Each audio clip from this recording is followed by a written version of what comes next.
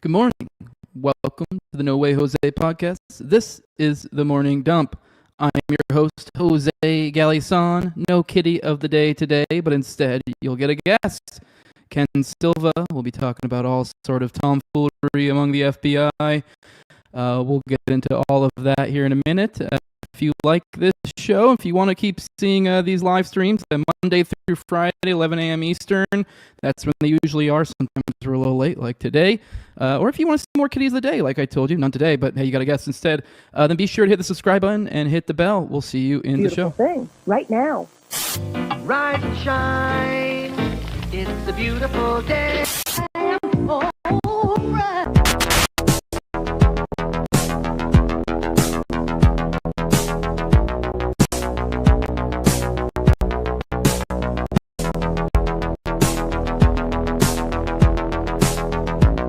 About a third of the building has been blown away.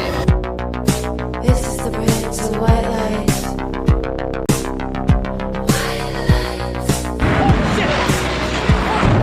light. Our very freedom came under attack in a series of deliberate and deadly terrorist acts.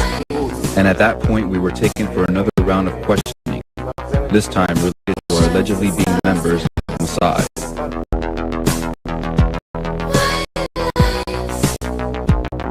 It's crazy evil.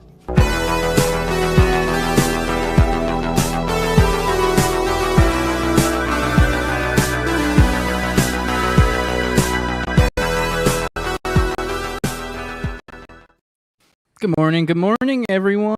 It's November 5th. What is today? Tuesday? No, Wednesday. Wednesday, hump day. We have Ken Silva joining us today. We have a few segments to go through. As always, we'll usually start off with a few icebreaker clips or stories, things like a little more goofy, fun, gen pop type stuff. Only a few things. We're not going to waste Ken's time, but they're kind of roughly in the milieu of what I think he'd be interested in anyways. Then we'll get into the main topics. We'll push the foreign policy to the back of the show today, but the main topics, I have Glowies. When I was titling the show, I wasn't entirely sure what we were going with, but I know Ken said, hey, I had something on Kyle Seraphin, so I'm like, okay, that's what I'll work with for titling purposes, so that's what it is. Although moments before the show, he put out a post, so we'll go through that here in a little bit. We won't keep you waiting too long. We'll lead the show with that after our icebreaker stuff. We have FBI foolishness. There really is just a whole series of just nonsense that we have to go through that you've covered. And then elite Epstein fallout. I figured maybe you might want to jump in a little bit at the beginning of that one. If you want to leave halfway through, you can, because I know you do have a little bit of Epstein coverage that I figured we could start off that segment in. And then we're going to go into some of the old J.P. Morgan suspicious deaths and some of the some of the deep lores. So kind of connecting that all through. But we have Ken with us. It's a pleasure to have you again on the show, Ken. You are always a welcome guest. So and you're literally getting reporting done moments before the show. So what's up, bud? How you doing? Yeah, it's good to be with you. Yeah, we got breaking news. The Glowy thing would apply to maybe Kyle or also the other people in this story, as we'll discuss soon. It's always a safe bet, I guess. Yeah. Well, I guess let's go ahead and jump into it. Like I said, these are icebreaker ones, so I mean, these are more on the goofy side, or maybe not goofy is the right way to put it, just more just kind of general. This is stuff I do for the algo. This is if you want to get your mom into the show, she might be like, oh, this is interesting. Just the fun stuff. Well, the first one to lead off, we have apparently Alan Dershowitz said he would blow his brains out on live TV if Zoran Mamdani becomes the New York City mayor. Well, guess what, guys? Mamdani is the New York City mayor. So, unfortunately, one of the people who knows the most about the Epstein debacle might be going to the grave very soon. So, yeah, I don't know if you have any thoughts to that one, but obviously, we didn't really get too much of the Mamdani component of it, but we talked all things like Zionist networks in New York and stuff, and kind of, I know, the interestingness of New York, maybe not so much into Mamdani, but it is interesting. I don't particularly care about New York, but it is in a certain sense, it seems like a political testing ground, I guess you could say, so it's interesting to see these things shake out like they did. I don't know if you have any thought might blow his brains out. Yeah, I guess the Mossad or CIA or somebody has the opportunity to do the funniest thing ever now. Yeah, exactly. All right, and then on to this next one. Here's Ryan Matta. He put together a little video. Let's watch this. I actually think maybe me and you might have talked about this last time, Ken. But for some reason it's come back up. So I guess I just wanted to get your opinion again, because I don't think anything for what I saw, over the last 24 hours, this come back up. I don't think I've seen anything new. I mean, don't get me wrong, it's still compelling, but let's go and watch this video. Holy shit, did you just hear Candace? Candace just found out that there were 12 Israeli purchased cell phones on the ground at Utah Valley University. And maybe this, just maybe, is one of the reasons why Kash Patel was freaking out and needed to shut down Joe Kent's investigation into a foreign intelligence agency involved in the Charlie Kirk assassination. Check this clip out. And nobody had accused them. A thief runneth when no one pursueth, right? Well, here's some explosive news for you that I can now, beyond a shadow of a doubt, confirm. Putting my name on this. Not only can I confirm this, but I can publicly challenge the very Zionist occupied Trump administration, who is aware of this, to deny it, to come out and say, no, that's not true. Okay. And if Kash Patel is done crying about the mean tweets on the internet regarding his sensational singing girlfriend, he can also certainly make the time of day to deny what I am saying if it is untrue, right? Because this is pretty relevant now. I should say that some people had actually reported this earlier. Like Mel, I've been telling you to follow her, Village Crazy Lady over on X. She was actually very early with this reporting, and I had heard rumors and rumblings, but I wanted to make sure that I had verifiable proof, enough proof that I would go out on a limb, as I'm doing right now, and asserting that it is authentic and it is real. Ladies and gentlemen, there were, for whatever reason, 12 Israeli cell phones on the ground at Utah Valley University the day that Charlie Kirk was assassinated. This has completely spooked the people that are very high up in government. Now, to be clear, I don't mean that there were 12 VPNs that were switched and routed through Israel on that day. I mean that there were 12 personal cell phone accounts that were opened in Israel, okay? Like you go into Verizon in Tennessee or in Connecticut and you open your phone. I am saying that they opened their phones in Israel, those accounts in Israel. And they were on the ground on September 10th, Utah Valley University, when Charlie was shot. Now, the NSA knows this. Kash Patel knows this. People in the current administration know this. And they are desperate for some reason to stop that information from being released to the public. Why? Because they're the most transparent administration ever. Is that why? Is this like Jeffrey Epstein transparency that we're getting? Because that's what it feels like. It always seems that on the topic of this one nation that's only the size of New Jersey and has done nothing wrong ever and was truly the greatest friend to Charlie right up until the very end, never put any pressure on him, suddenly everybody abandoned. All right, so what do you think? Is Queen going off, or is she getting over her head? What do you think? I don't know. It feels like to me, I know this came up like weeks ago, like we said, so it does seem to me like I don't know. It is an interesting data point, but I don't really know what to make of it much more than that. I don't know if you have anything more to add to this. Somehow this is being recycled again from weeks ago. I don't really, and it's seemingly nothing new being added to it that I've seen. And where's the proof? Exactly. Like let's see some evidence if she says that she has the proof. Yeah, I think we talked about this a couple weeks ago when mutual friend Mel, the Twitter account is Village Crazy Lady. She originally reported it, and if I remember correctly, she did disclose that somebody in the White House told her that. And I said at the time, well, I do believe that somebody actually told her that. She seems like an honest person, but for me, that's a starting point. You need some documentation. You need to talk to people about the implications of this. Just a random fact isn't really much to go off of, and we still don't have confirmation, and I certainly am not going to take Candace Owens' words for it because she's friends with Mel. She could just be amplifying what Mel already reported and saying that she has new info. So she needs to put up or shut up, like with so many of her other claims that she's yet to follow through on. By the way, guys, let me know if the audio is improved at all. If it, just to let you guys know, I'm sorry. I guess it's a StreamYard thing. I will be sure to make sure. I'll try to wait at the end till I get a local copy of the audio. That way, on our side, on the audio. So just if this ever does happen again, you should be able to go listen to the replay on the audio podcatchers and not have a problem because it's just the streaming stuff. So sorry, nothing I can do. I don't know. I give them like $100 a month and they do this to me. I don't know. I've done my part. StreamYard's dropping the ball. All right, on to the next one. Kind of in the same thread. This will be the last of our icebreaker stories. You covered this. I guess you kind of jumped on it, amplified it.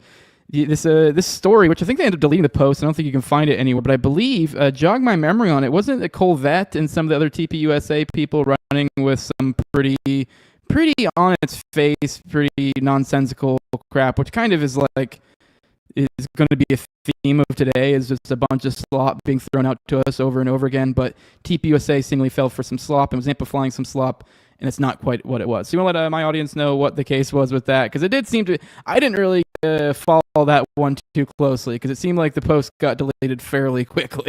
So, yeah. But either just the point of like, come on, leaning into the implications, I guess. Yeah, so basically this stems from Friday morning's announcement from Kash Patel that the FBI foiled a mass shooting that was going to take place later that day during Halloween parties. And all these accounts, of course, Kash going off what Kash said, and the speculation is that he just threw that out there. He kind of jumped the gun to get a heat off of him because he had been taking heat the day before for all the news about him using the FBI's Gulfstream jet for private purposes to like gallivant around the country, visit his girlfriend, go to UFC fights and stuff like that. And so after Kash's announcement, all these accounts start showing the picture that you see on the screen of several shotguns and some extremists who are going to do the mass shooting on Halloween. This is what we're dealing with in America now. But of course, that photo is from a totally different case, seemingly an equally dubious case down in Alabama where some big white chud who seems to have some mental illness was supposedly threatening rabbis, and he was off his prescriptions. The FBI comes and arrests him for threats, and that's what they found on him. So, it's just kind of a silly aside, but it just shows you like how stupid Twitter is. I think Colvette's post is still up, but that post I dunked on was some account named C3, and to their credit, they at least deleted it. All right, on now to the breaking news. We're past the old silly icebreaker stuff. Now let's get into some real substantive stuff. Not that there wasn't any substance there, but that was just more for fun to get ourselves warmed up. But now we're into it. Kyle Seraphin, you have some new information there, which ties into the whole Alexis Wilkins thing, which we covered the other day on the show. The silliness that you just mentioned with Kash Patel, just absolutely embarrassing behavior. Like, this is sort of behavior that, like, I'd be embarrassed with my wife, and I kind of made the point that, like, before that other dog is their kid or something, and you're like, no, it's a different thing, and you're like, it's him doing this rigmarole over his girlfriend when I wouldn't even do this over my wife. It just seems to be very, very, I don't know, it's just embarrassing as a man. It's just pretty pathetic.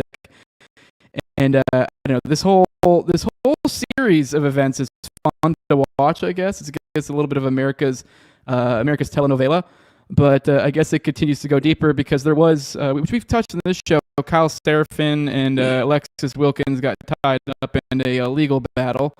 Essentially, he made claims. I think I want to say, I mean, I'm sure you're probably going to tell us,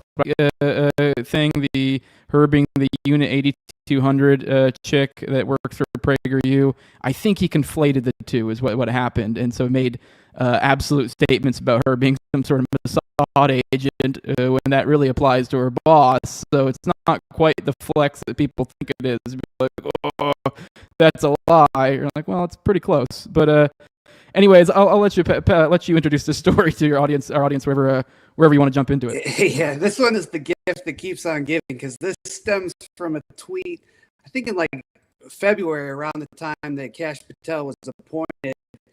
Boltzmann Booty, friend of the show, tweeted out, "Oh, Cat," which is accurate, referring to PragerU, just Hasbro's organization. And so that's like a technically accurate thing, where it's a propaganda outlet that Alexis Wilkins either works or just worked for at one point. And that kind of grew its own legs, and it's like a game of telephone where the rumor gets spread around. And by the time Kyle Serafin's repeating it, he's saying that Alexis Wilkins is a former, quote, Mossad agent who is serving as a honeypot to kind of either manipulate or spy on or compromise Kash Patel, which is just there's no evidence to support that. And I don't even know if that's true.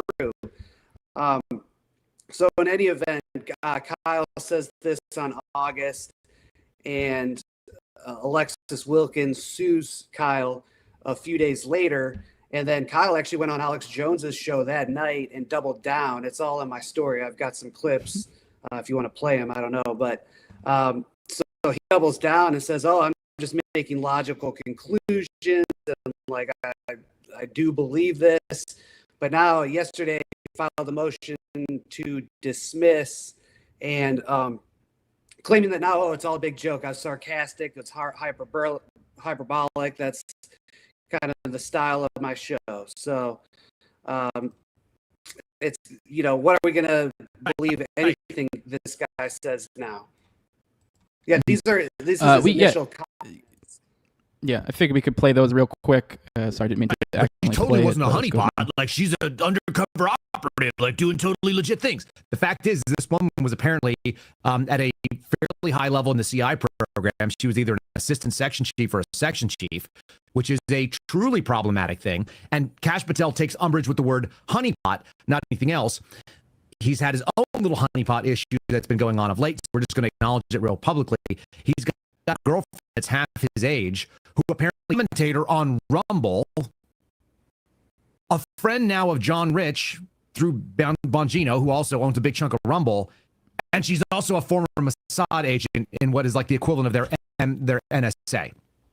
But I'm sure that's totally because like she's really looking for like a cross-eyed, kind of thickish built, super cool bro who's almost 50 years old, who's Indian in America. Like, it has nothing to do with the fact that we're really close to the Trump administration. Anyway, I'm sure that's totally just like love. All right, that's probably enough for that clip. You guys get the gist of that one. The more important one is the second one right here, I believe, that you were referring to. Obviously, actually, no, this is 16 minutes long, so I don't think we should probably play all this. Yeah, we can probably. I could read his quote if you want. Yeah, go ahead and read the quote. Because it's kind of in the middle there somewhere. And first of all, does it sound like to you that he was joking in that first clip? Yeah, I mean, I don't know. I guess you could say maybe a little hyperbolic, but nah, not really. I mean, I don't know. Yeah. Well, in any event, later after the lawsuit, he goes on Alex Jones's show and says, quote, "Look, we drew some real simple logical connections. You have a 26-year-old gal that has connections to every single person in the conservative at the age of 21. She has a political podcast. I don't know what 25-year-olds know about politics. And then she's hired by PragerU as well. And the CEO of PragerU was an IDF Unit 8200 operative. So you've got an 18-year age gap. That's worth asking questions about." And then he goes on to say, apparently she was the press secretary for some politician for just 2 months. And he concludes by saying, when you start looking at some of these things and you read some of these internet rabbit holes, you go like, quote, "Well, shoot, there's a lot of smoke in that, and it's really strange." Okay. I mean, I don't know. I'm no lawyer, but I guess I could totally see in that one right there. Look, we drew some real simple logical connections. I feel like there's probably room for finagling about whether that means you're speculating or not. If you like a logical connection, is that speculating? I'd say you're kind of using logic, but mean, you could say, I know it's not proper to draw one to the other. I don't know. It's ambiguous, but either way, it is I don't know. It's my point is that he's clearly wasn't joking. Yes. I mean, he declares her as a former. Yes, joking. Yes, okay. Says the honeypot aspect to it, and then when he gets sued, he goes on Alex Jones's and he doesn't say, "Oh, I was being sections." So, I agree. Like, as much as I dislike Kyle, I don't think he should be sued to oblivion over this. In fact, I think he should be protected by the First Amendment. On the other hand, it's different. If I accuse you of being a Fed, that's not defamation because we're both Americans and you'd be playing on team. I'm a friend of the FBI director working for a former government or a foreign government. That arguably is actually defamation. So it's an interesting case. And I guess for, when your enemies are fighting, let them. Yeah, exactly. I mean, we're going to get, as stuff comes out, why not pick at the information we can get out of it? So, I mean, here we are. Actually, I was thinking along the lines of it was truthful. I guess I wasn't thinking joking. Like, he definitely was never joking at any point there, but he may have been being hyperbolic or speculative. So, but I don't think he was joking. So, yeah, that's definitely not the right way to put it.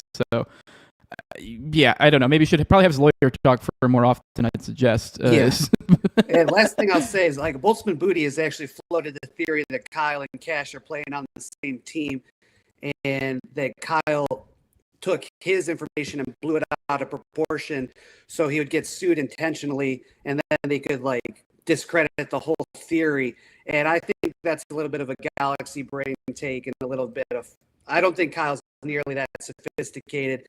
I just think he's an idiot who tried to make some shocking claims and now he's in hot water. Yeah, I mean, I'm completely open to that idea, but I mean, if there's nothing to suggest that, then I don't really know why. It does seem to kind of a wild. I mean, sure, if you want to kind of hedge that at the front, hey, wild take here, wild speculation, but that does seem to be. There's nothing really to suggest that. Yeah, he's got 3 lawyers and he's fighting the lawsuit vigorously. His motion to dismiss was over 30 pages with 100 litigation just to knock down the rumor. So I guess I was saying you need something to. I will say some of his behavior in the past, I can totally understand why someone like a Booty or even someone like a me or you might give some umbrage to that line of thinking of there's been some things he's moved in weird ways in the past. Where you go, But that does seem to be, like you said, a bit of a galaxy brain that requires instead of just one person doing some shenanigans, it requires 2 people putting on a play. It kind of gets to a level of I don't know. We need something a little bit more than just he's been shady before. So, which, like I said, I'm completely open to it. I know his kind of the role he played in the whole pipe bomb story is one that always kind of pricked my ears up big time. And that's I think there's a few other ones that aren't even coming to mind right now. But all right, let's get into the next story while we're making fun of Cash. All of these things flow from one into the other. We have Cash Patel. Let's talk about this Halloween plot. Sounds extremely contrived, and I've only looked through this very cursory, grazing through it.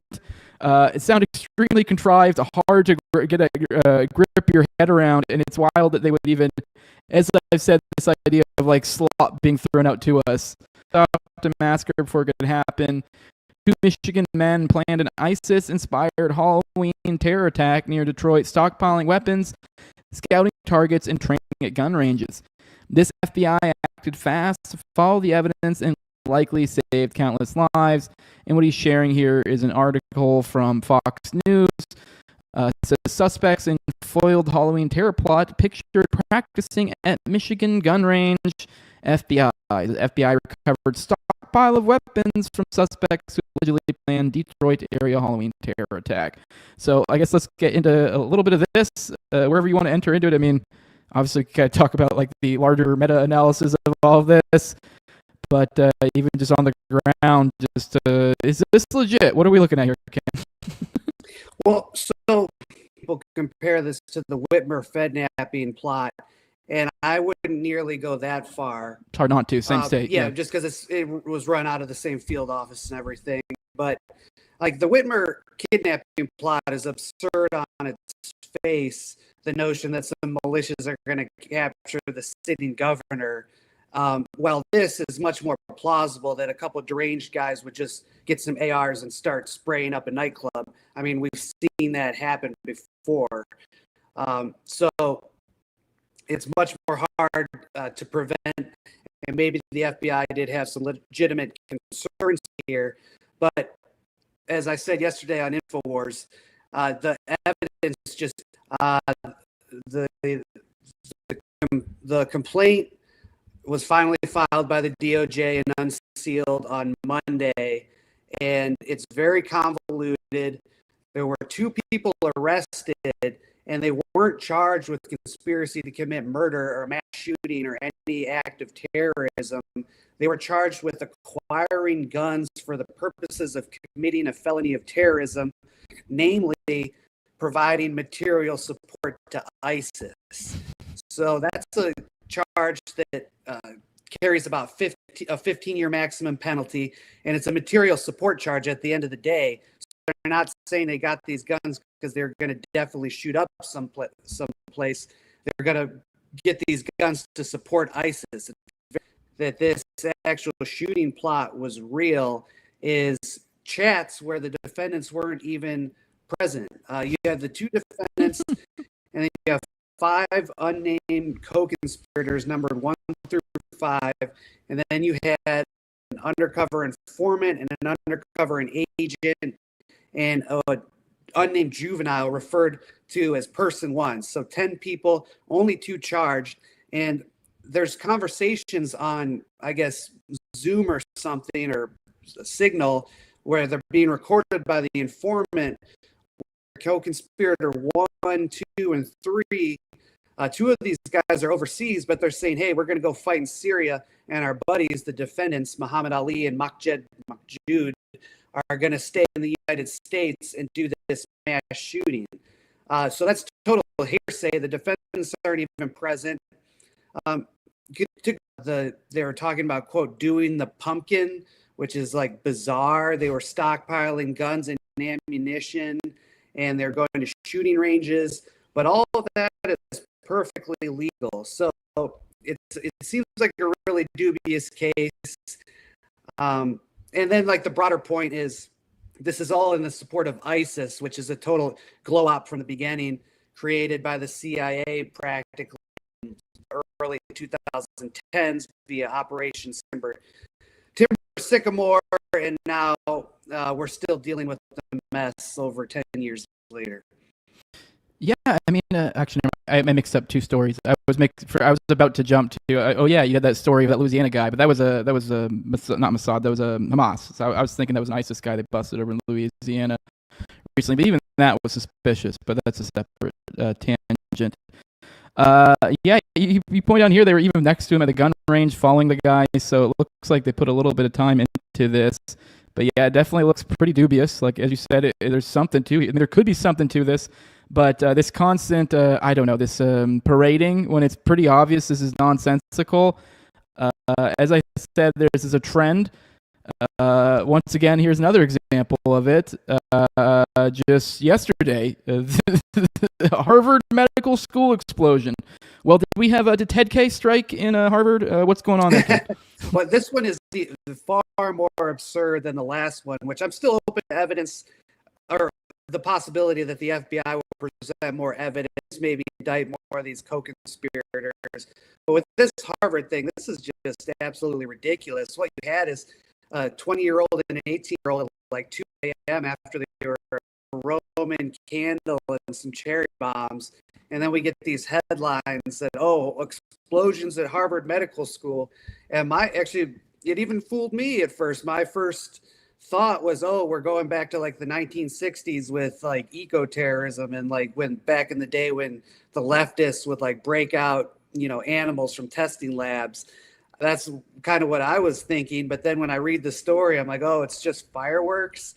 But you see here, Kash Patel is totally disingenuous in his tweet. He claims, "Oh, the FBI's Joint Terrorism Task Force is involved, and we caught these guys," which is factual but not truthful. Well, what I think what maybe Cash is just doing is he's found a place for reporting on what they're doing without always trying to expose the dark underbelly. I couldn't let this one go. I saw you post this the other day, and it's been a little bit of a theme maybe the past 6 months. I try not to lean into it too much because I don't want to be those people that's like make an identity of it. But man, they've just some of the slop entertainment, people. Some of the, I guess those people who reside in that space between the old establishment and I guess they're just the new establishment, and they're kind of quickly faltering. It's kind of wild to watch. The people who resided behind the establishment, they still were able to get the hundreds of thousands of views and still exist during the censorship, height of the censorship world or whatever. These people, well, this is Libby Emmons, one of the people who's a regular over there. Now she's a writer for the Post Millennial, but she's kind of most known for that. She signed on to the recent Pentagon press thingy. For those who aren't aware, I've covered that on the show. There was this thing that essentially Hegseth pushed that essentially a list of rules that this is what you will abide by, and essentially some sort of pledge, and essentially like you could lose your press. And essentially, last I heard, almost no one had signed it except for like OAN and like maybe one other place I can't remember. Emmons, has caved, and here she is because there needs to be a place for reporting on what they're doing without always trying to expose the dark underbelly. Yes, that's literally a quote from Libby Emmons, the editor-in-chief of Human Events and Post Millennial.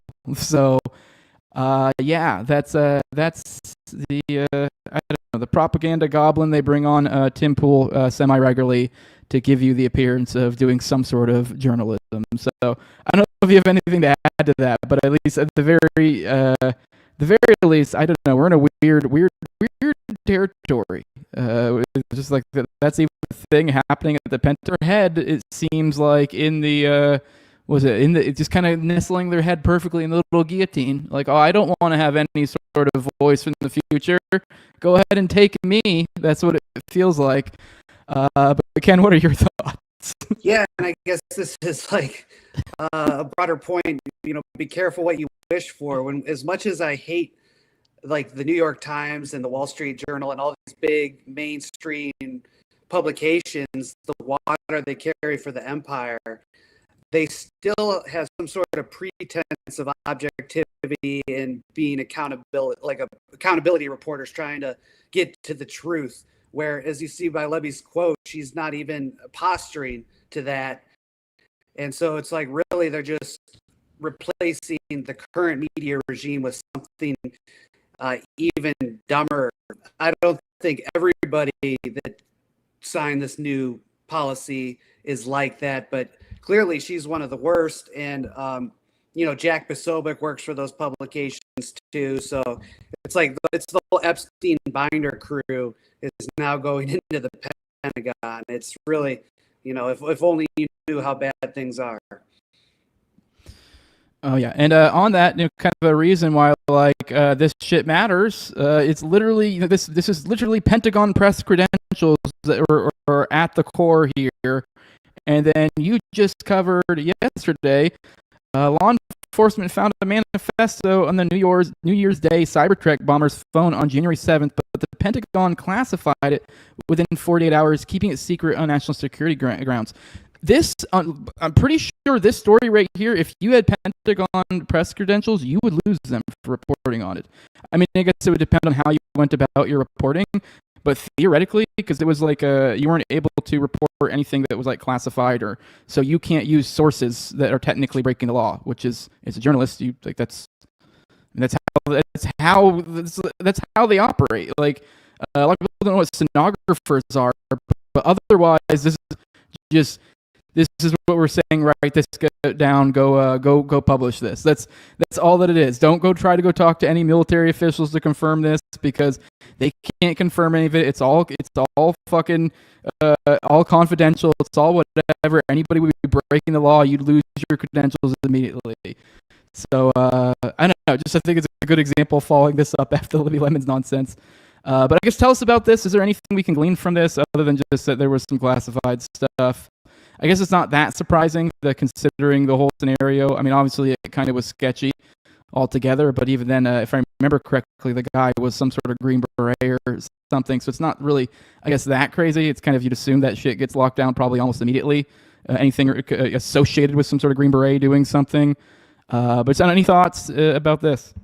Yeah, so this happened on New Year's Day last year, and I remember I was on vacation, and I'm like, I'm totally unplugging. And so when this happened, and then there was that New Orleans truck attack, I'm like, this isn't going to draw me in. So I purposely didn't pay attention. I don't know a whole lot about the cases, but we know they're both in the military, both trained at Fort Bragg, both the New Orleans track attacker and this guy. They're both in Afghanistan at the same point at one point. So a lot of people speculated that all these attacks might be linked. I guess they both rented their cyber trucks from the same Turo app. So there were some bizarre coincidences. From what I've read, it could be total bullshit, but people are saying that the Cybertruck attacker who blew up his truck outside of Trump Hotel in Vegas, he cheated on his wife and then she divorced him and he kind of spiraled. And I guess this was like a suicide thing. But yeah, the manifesto is very bizarre. And there were also conspiracy theories stemming from this incident floated by guys like former CIA contractor Sean Ryan, who said he got a note delivered to his inbox related to Livelsberger, the Tesla exploder guy, saying that he might have information about the drones that were seen over New Jersey. I think that's probably BS, but, it seems reasonable that we should be able to see the manifesto. They need to explain why it would harm national security for some crazy guy's ravings to be made public. All right, and I guess last thing, this will kind of bring us into our final Epstein segment, and then we'll go into foreign policy. You've been covering some of this Epstein stuff. Apparently, there was an email from the New York Times last month that was unsealed. Roy Navon and Jacob Frankel in the convo. You're just making the point of, can you describe to my audience who these people are? Because we just hear these names, and most people, they don't operate in these worlds. They just okay, so he knew some bank people. What is the significance of these people that he's interacting with? Well, the significance here is, the New York Times reported about a month ago that Epstein actually facilitated a meeting between some JP Morgan officials and Prime Minister Benjamin Netanyahu, which is huge news, in my opinion, because up until that point, we didn't know any solid links between Epstein and Netanyahu. He was thought to be just in with Ehud Barak and the left wing of the Israelis, but clearly he had some pull with the Likudniks too. And so when New York Times reported that was big news in of itself. But I was going through some Epstein docs that were unsealed. Apparently they had been given to the New York Times in advance, which is why they broke this story. But for some reason, they redacted two of the names of the people who were included in this email thread to set up the meeting. You said their names. One of the guys was a former Israeli central banker who's on the Trilateral Commission, and the other guy was the head of investments for JP Morgan's Israeli office. So these are two pretty big guys. It's not just two random guys that you want to redact their names for privacy reason. And my only point was why is the New York Times doing this? Why are they protecting, the names of powerful people? Yeah, and it was Ryan Grimm's reporting, I think we just covered the other day, where he was directing essentially, really just showing to what degree he was very much a close confidant and borderline, you could almost characterize as directing the way in which Israeli prime ministers behaved, particularly Barak and the way that they interact. I think obviously this was post his time. I think he still had intel connections at this point. I forget. There was specific things in that reporting that showed he legitimately was interacting with intelligence officials. He was also literally securing international deals for Russia, for nations and stuff. And it's like the whole Syria thing. He was back channeling, helping that out. Literally the whole Assad takeover, like that we saw in the past like year or so. Well, he was helping or being the architect of that like a decade prior. Like this is the sort of operators that we're talking about. It is kind of wild to imagine. It's just that day by day, just we continue to impress the people he's operating with. And we're about to let you go, but we're going to continue going this. We're going to dig a little bit into the Prince Andrew stuff and some of his debaucherous, things going on there. And then go even a step higher than the Royals. We're going to kind of get into the Rothschilds and how that ties into J.P. Morgan and all this money moving about and odd deaths. It gets weird. But Ken, thanks for joining us. I don't know if there's anything, other stories that you're really pressing that I missed. I can't keep up with all the stories. We cover them ad nauseum over here. But if there's anything I missed that he feels like compelling, obviously I trust your judgment, so I'd like to hear about it. So any final thoughts, any final stories? But otherwise, let people know where they can find you at, and we'll get you out of here. Sure. Yeah. Well, I guess two quick related Epstein stories that broke over the last couple of days. Maybe you already cut me off if you already covered these, but one is that the DOJ actually was investigating Epstein for money laundering in the 2000s. Yep. And Alex Acosta, the head of the DOJ's office at the time, told Congress a couple months ago that he didn't know anything related to that. And now all the information is coming out that, yes, they were. Mm-hmm. And the other one is Ghislaine Maxwell. The House Democrats are actually investigating her preferential treatment in jail. This stems from a Wall Street Journal report where they said she was transferred to this cushy club-fed prison camp, and now they're locking down other inmates while she's allowed to go exercise and take showers totally by herself. And ranking member Jamie Raskin, to his credit, he actually wants to send his staffers to that camp to interview some of the other inmates and the guards about what's going on. So, the Dems are doing it for cynical reasons, but if they actually do an investigation, I'll certainly be supportive of that. Although I don't suspect that the other inmates will actually talk to them, because it looks like pretty egregious cases of retaliation where you've had a few of these inmates talk to the media about Ghislaine, and next thing you know, they're getting transferred to total rape in the ass, maximum security prisons in Houston. So it's pretty dark stuff. But yeah, hopefully maybe the Dems will actually go to jail and get to the bottom of it. I'm glad you brought that up. Actually, I meant to find that. I had that saved in my bookmarks, but when I was digging through this morning, that didn't come up. I'm glad you brought that up. The Democratic Oversight Committee and the financial probes, obviously those tie in together.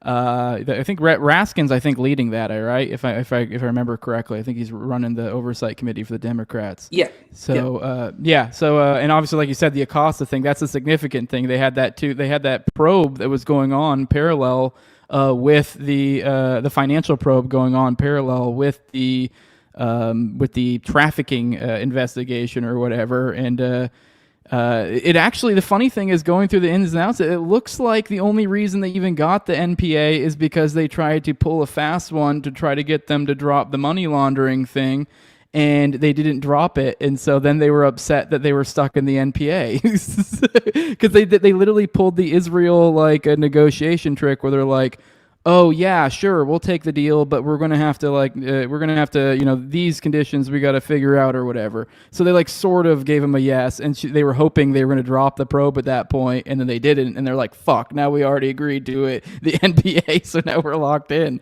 But once they did eventually actually sign on to the NPA, with them squirming like crazy and acting like this is the most insane thing, this is them, crawling and crying and pissing and shitting, and this is still what they get. Is they still and they get some gay little house arrest for raping children. So just kind of insane. He was trying to call for house arrest.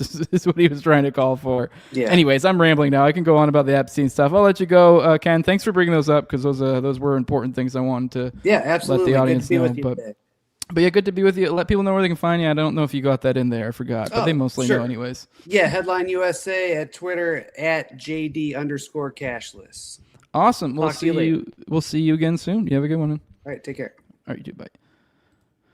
All right, guys, we'll go through and say our good mornings. Take a moment to do that. I know the audio's bad. I don't know. Maybe we'll cut this one short. I don't know what the fuck. It's stressful. What can I do? I can't control the internet.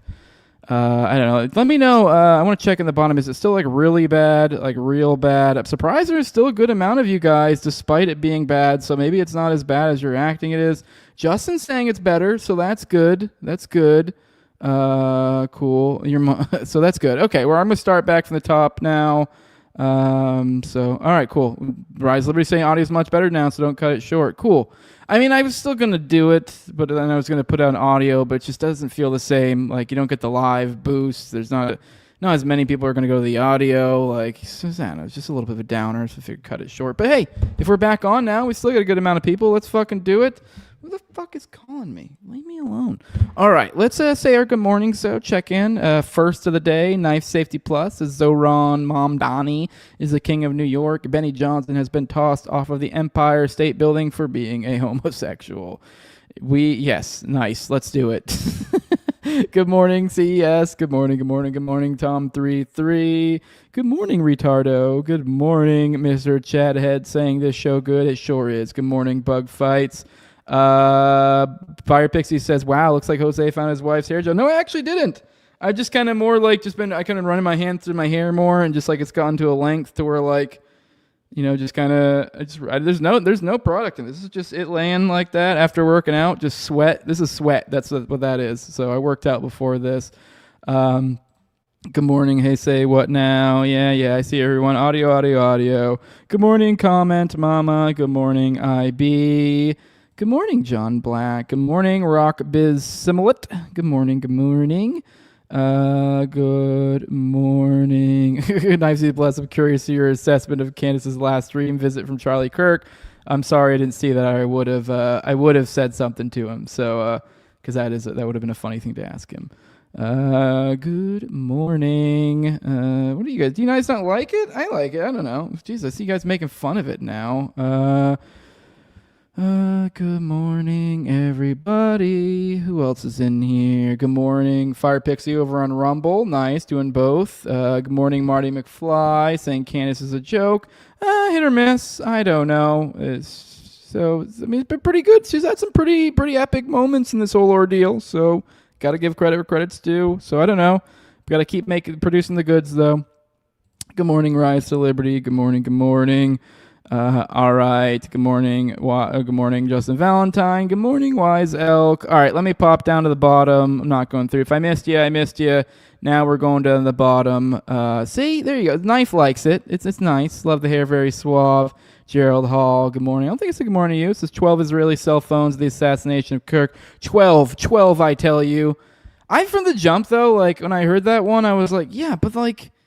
They're all fucking Zionists. So is it really that crazy that there would be 12 cell phones from Israel in a...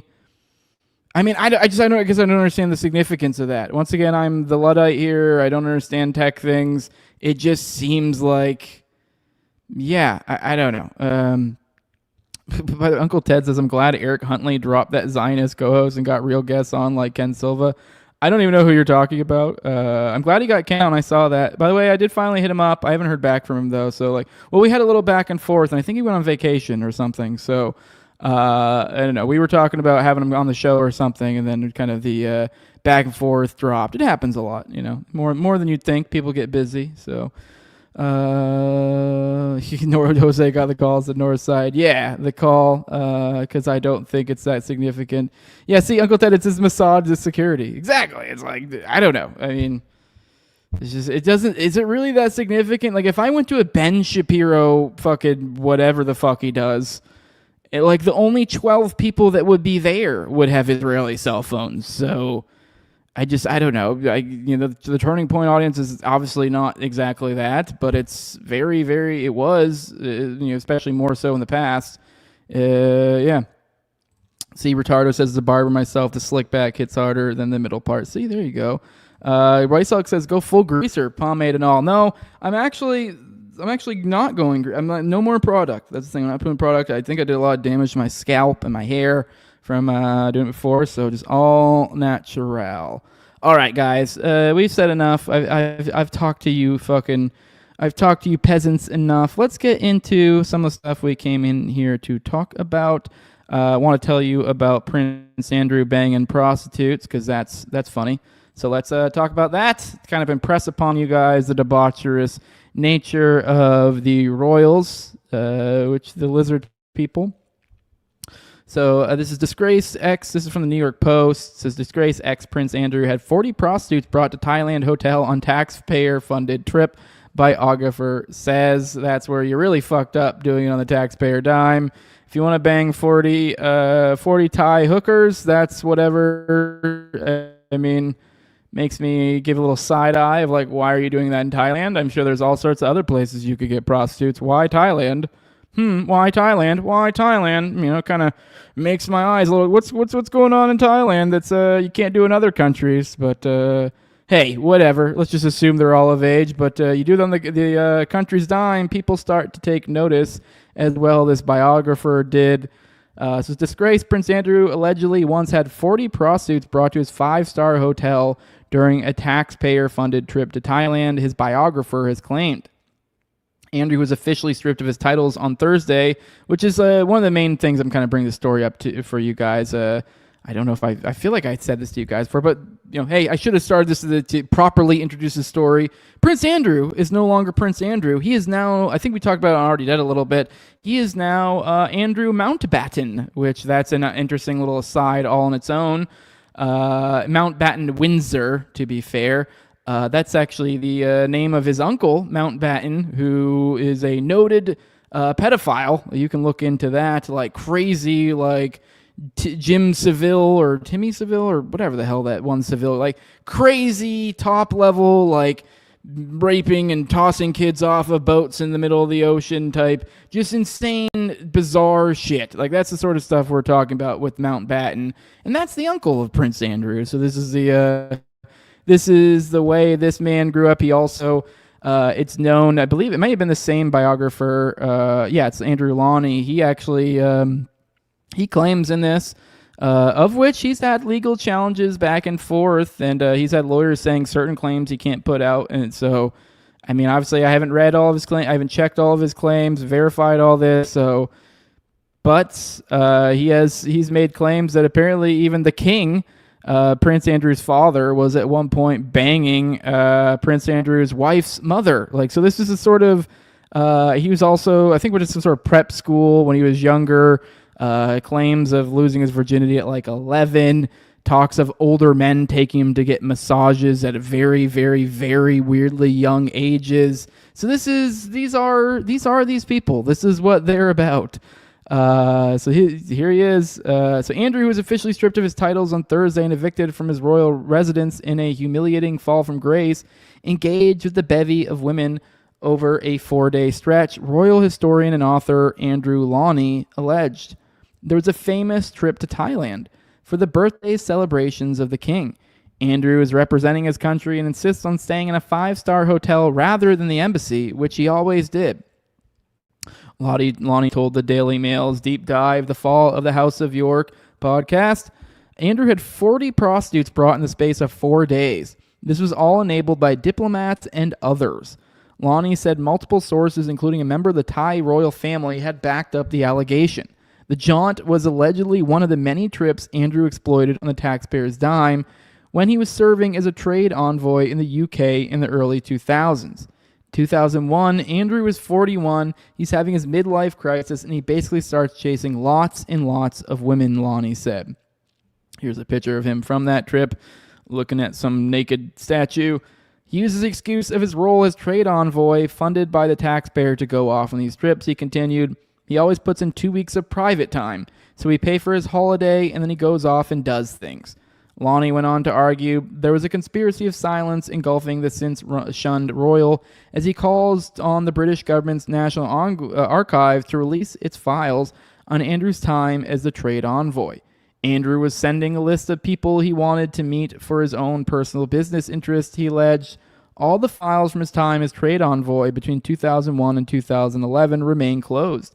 They should be in the National Archive, the historian continued. They remain closed, and that's part of the conspiracy of silence around Andrew that we needed to break.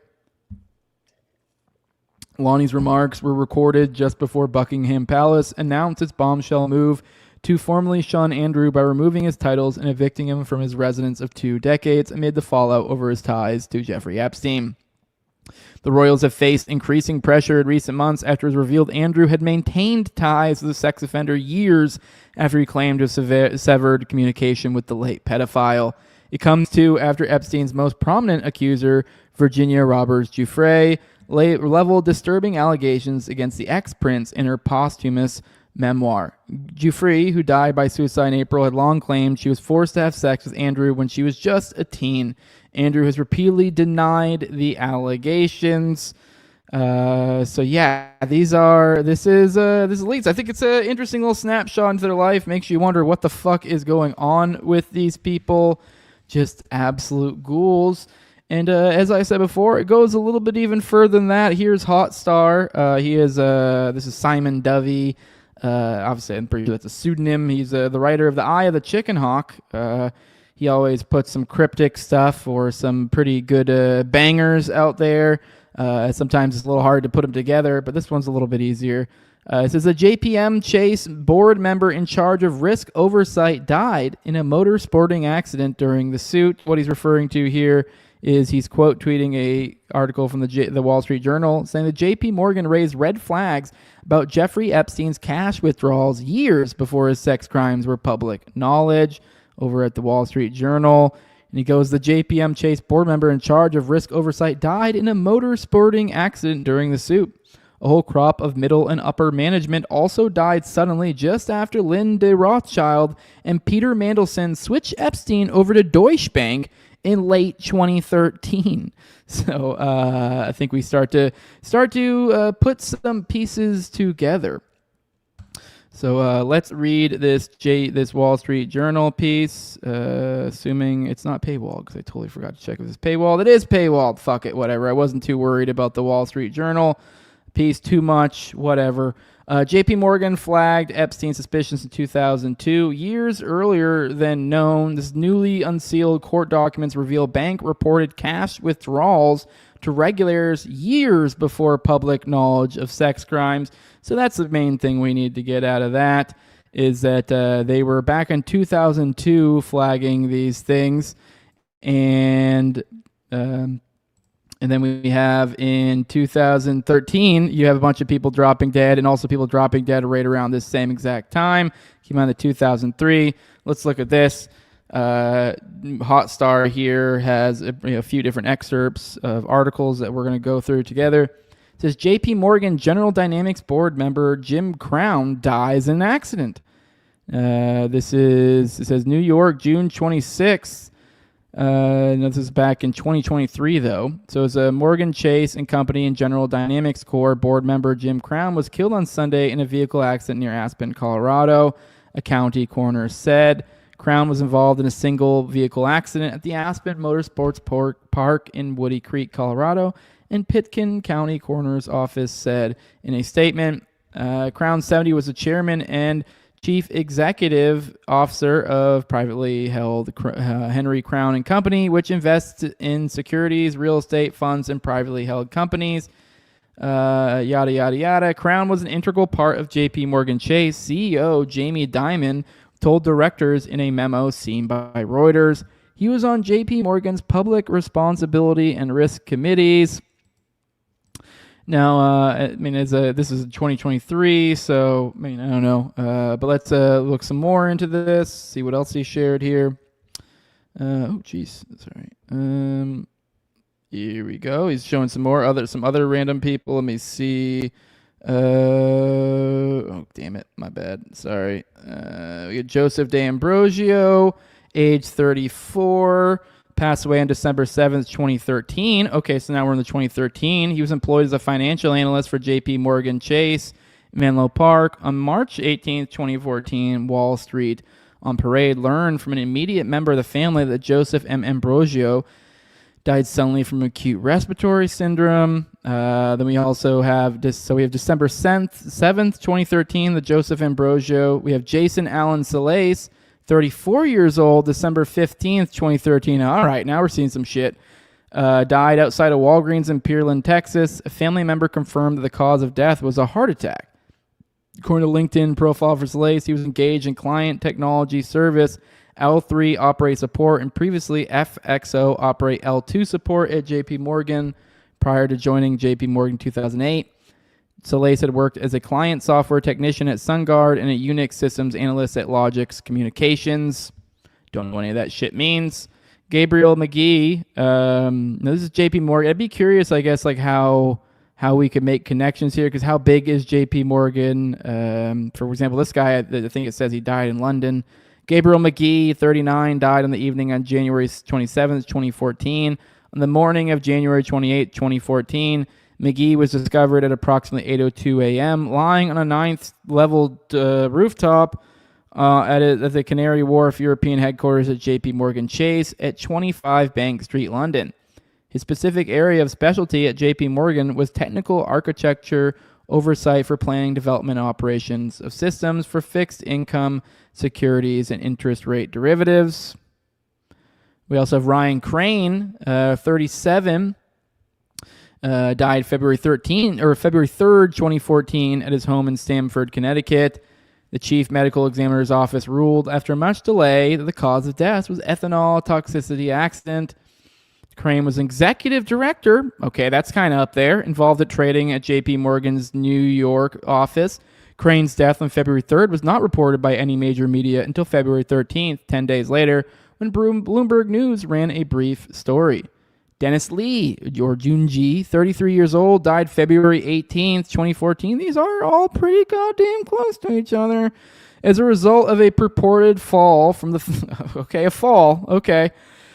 the 30th story Chatterhouse office building in Hong Kong, where JP Morgan occupied the upper floors. Lee is reported to have been an accounting major who worked in the finance department of the bank. By the way, we have like 2 more of these to go through of these lists, so I don't know. I mean, we're already one through, and it's getting a little bit hard to just dismiss as what a weird coincidence. Kenneth Belando, age 28, was found outside his East Side Manhattan apartment building on March 12th, 2014. The building from which Belando allegedly jumped was only 6 stories. By no means ensuring that death would result. The young Belando had previously worked for JP Morgan Chase as an analyst and was the brother of JP Morgan employee John Belando, who is referenced in the Senate Permanent Subcommittee on Investigations report on how JP Morgan had hid losses and lied to regulators in the London oil derivatives trading scandal that resulted in losses of at least $6.2 billion. Deposits from the federally insured bank had been used to make the derivative bets, according to the Senate's report. Was his brother, John Belando, was that one of the first? Let me see. I thought I saw that name already. Because if they killed brothers, that's even more nuts. Okay, no, they just is some other guy. So no, his brother, John Belando, is referenced in the Senate Permanent Subcommittee. So that's important, his importance. Okay, a little fishy, all in a pretty tight little time frame. Here's another one. Thomas James Shankman, age 42, died suddenly in Connecticut. It's probably COVID, I guess. 6 years before its prime. Died suddenly in Connecticut on May 7th, 2014. Shankman was managing director of global infrastructure engineering for JP Morgan. Managing director, okay. These all seem like fairly high up titles. Shankman began his technology career with Microsoft, where he worked for 11 years. He had also previously worked at Goldman Sachs and Bear Stearns. Shankman's tenure at JP Morgan stretched from 2008 to the time of his death. The cause of death was eventually assigned to atherosclerotic coronary artery disease by the Connecticut office of the chief medical examiner. All right, then we have Juliet Knott and his wife. Okay, so a double, ages 45 and 47, respectively, were discovered by police on July 6, 2014, at approximately 1:12 a.m. in their home in the Lake Hopatcong section of Jefferson Township, New Jersey. After a 2-day investigation, police announced that they believed Julian Knott shot his wife repeatedly and then took his own life with the same gun. The Knotts had 3 teenage children, 2 living at home and 1 in college. Okay, so they think he shot his wife and then shot himself. So a murder-suicide. So he had 3 teenage kids, 2 living at home, 1 in college. Knott had worked on J.P. Morgan computer networks in London since 2001, initially as a subcontractor for Computer Science Corporation and later IBM. Knott formally joined J.P. Morgan Chase. Are you guys starting to see why sometimes maybe, just maybe, my channel might be doing the choppy, weird noise things and others don't? Maybe I don't always get the algo boosts. I don't know. Maybe, to be fair, this is some deep stuff, so I mean, not everyone's interested in this, but yeah. All right, Knott formally joined J.P. Morgan Chase at its London's operations in January 2006 and remained there until 2010 when he transferred to J.P. Morgan's large complex in Columbus, Ohio, and rose to the rank of Technical Director of Global Tier 3 Network Operations. Knott was transferred again in 2012 and began work in J.P. Morgan's high-tech Global Network Operations Center in Whippany, New Jersey. 6 months before his death, he was promoted to Executive Director. Then now we have another wife one. So Michael A. Tabachi and his wife, Iran Pars Tabachi. According to Bergen County, New Jersey prosecutor John Molinelli and police reports, 27-year-old Michael A. Tabachi and his wife, Iran Pars Tabachi, who also went by the name Denise, were discovered dead on Friday evening, February 7th, 2015, in their home in Gloucester, New Jersey. Their infant son was in the home and unharmed. Jesus Christ. He was cared for by paternal grandparents. A text message from the home had been sent to the father of Michael Tabachi asking him to come to the house. According to media reports, the father found the couple. County prosecutor John Molinelli made short work of his investigation, tweeting, "Autopsy on Gloucester couple shows wife died from strangulation and single stab wound to chest. Husband died from self-inflicted stab chest." Get the fuck out of here. Get the fuck out of here. You don't stab yourself in the fucking chest and die. I'm sorry. Go fuck yourself.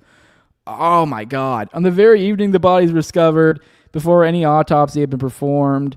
Did they even have the gall to say self-inflicted? Like, maybe you could try to say, like, oh, the wife, as she was dying, stabbed him or something. But like, that could be somewhat believable, but to self-inflict like, to kill yourself via stab wound, to like seppuku yourself, like, I'm sorry, that's just not, it's not believable. Anyways, Molinelli characterized the deaths in the tweet as a probable murder-suicide. Michael Tabachi's LinkedIn profile lists him as an associate at J.P. Morgan, indicating a previous title there of operations analyst. All right, last ones. Ann Corky, a senior administrative assistant in the wealth management division of J.P. Morgan Chase in Denver, Colorado, was found with the body of her sister, Robin Corky, inside their luxury vacation villa at the Maya Resort on Seychelles, an island in the Indian Ocean off the East African coast. Ann Corky was 37. Her sister Robin was 42. So she was found with the body? So they were both dead. Okay, that's weird. They worded it like this. Her sister Robin was 42. Robin Corky had an extensive history as a futures trader in Chicago, according to her past registration history at the self-regulatory body, FINRA. Their deaths were discovered on September 22nd, 2016. Man, there's no... So both of those deaths... So those were 2 deaths. I thought they were saying that they were found by the sister or with the sister. No, so that was sisters, but only one of them had a J.P. Morgan connection. Okay, they don't say anything about how they died. I'm going to look that one up real quick because that interests me. Ann Corky. Let me see. Seychelles police released cause of death for Annie and Robin Corky. So this is these 2 right here. The autopsy determined there were no visible signs of injuries found on the bodies, an official told NBC News. So here are the sisters. The autopsy results were released Friday for 2 American sisters found dead in their luxury hotel room in the Seychelles, but a pending toxicology report appears to be key to finding out how they died. Robin Corky, 42, died of acute pulmonary edema, and Ann Corky, 37, from acute pulmonary and cerebral edema, police spokesman John Toussaint told NBC News. On their own, these causes of death, accumulation of fluid on the lungs and brain, do not reveal much about how the sisters died. But Toussaint said officials hope to learn more from a toxicology report that's currently being processed at the lab at Mauritius, an island, yada, yada, yada. The autopsy determined there are no visible signs of injury.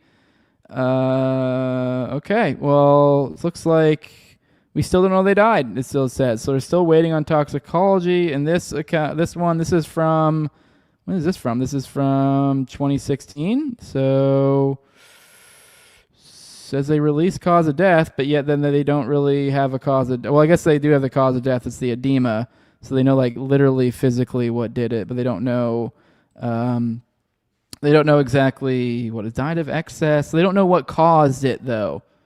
So that's weird. Okay. Now they're saying no legal drugs found in there's no legal drugs found in the room. Okay. All right. Well, looks like we never got any follow-up on that. Not that I'm seeing, at least. So a little bit bizarre. These guys, one of them having worked at JP Morgan in the past, two sisters, this hoity-toity room, just dead. And just, okay. All right. Back to this list. We're finishing up. Douglas Arthur Carucci, age 53, died on Saturday, March 9th, 2019. His LinkedIn profile at the time indicated that he was a managing director at JP Morgan Chase and employed there since June 2011. The profile showed the titles at JP Morgan Chase of Global Head of Currencies, Emerging Markets and Commodities Technology, and Global Head of FICC, Electronic Trading Technology. His online obituary says simply that he died tragically and suddenly. Okay. Carucci is believed to have been a resident of Manhattan, and his wife, Cindy, Wall Street on Parade, called the New York City Police Department, and we were told they had no information in their database about the death of a Douglas Carucci in March 2019.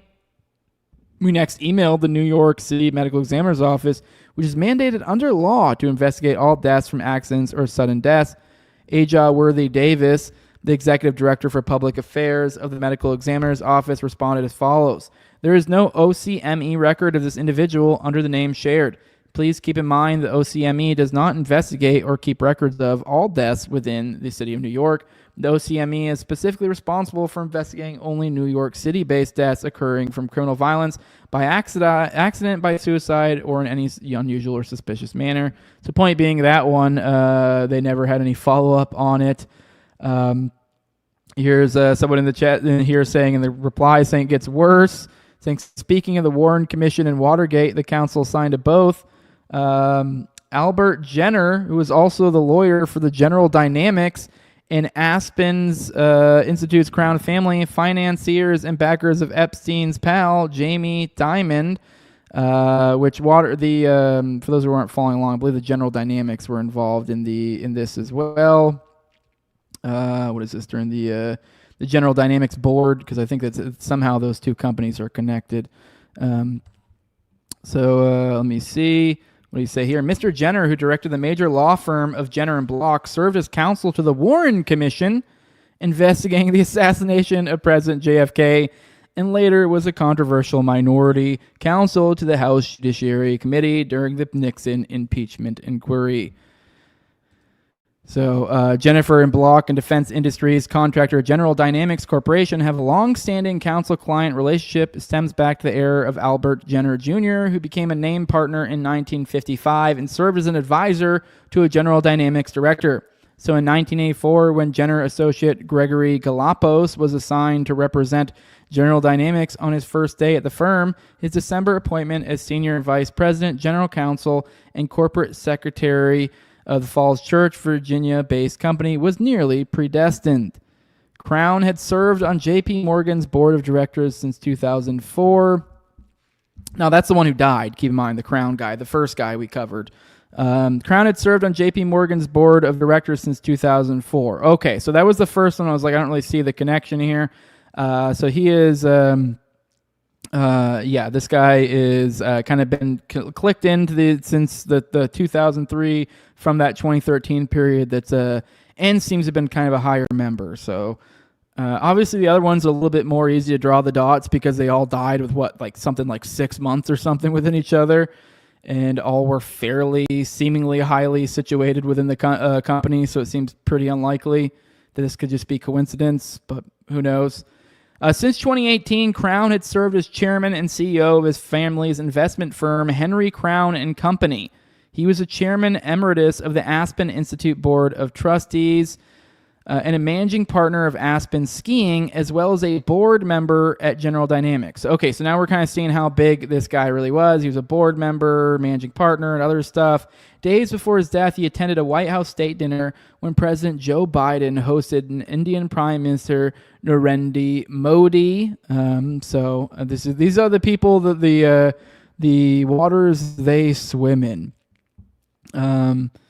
But yeah, see another one. And there was one who died in a motorsporting accident during the suit. So yeah, a ton of people dying right when the Rothschilds were swapping them over. So I don't know, pretty wild to see these things play out. And you start seeing these connections. Pretty nuts stuff. All right, let's pop in the chat, see what you guys got to say. And then I think we're going to go to the foreign policy and kind of bring it in for an end for today. We got Gerald saying, yeah, Jose is handsome. Thank you. I appreciate that. Gerald saying, new 12 Jewish cell phones in New York City. Oy vey. John Black. See, Josh Hammer has 12 Israeli cell phones for all of his Jew lady boys. See, there's at least one right there. One. There's one Israeli cell phone. Josh Hammer, probably. Knife Safety says, Ty Robinson did Kirk in on his own with no Talmudic conspirators. He did it out of love for his crazy boyfriend and pure love of the game. For the love of the bussy. Where is Jeff? Jeff's going to start. I'm going to start mailing fingers, little toe beans to you guys until the Patreon goes up. And thank you for the $7,000, Israel. That's what I'm here for. Hit that like button, people. Bump up the likes. Hit those likes, please. Help a brother out. Justin Valentine says, once again, Andrew has a lot in common with his great uncle, King Edward VIII.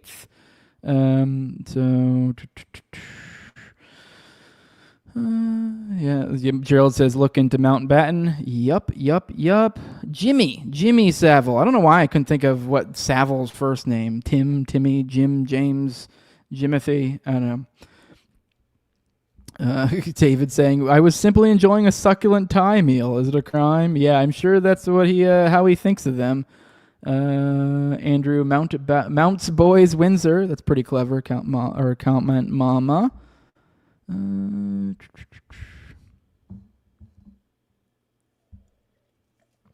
Uncle Ted brings up a good point. He says strip means you lose all Secret Service, right? I don't know. That's a good point. I'm curious if Andrew's... Not that I guess I care too much because it's fucking Britain who gives a shit, but I guess I'd be interested if that means... from what I've seen, it looks like he's lost like everything. Like he lost like property, like anything associated with the royalty. So I'd assume any sort of protection that comes to the state he would lose. Wiseluck said would have been easier to get rid of bodies then. Thailand has tightened up on the BS in the past 10 or so years.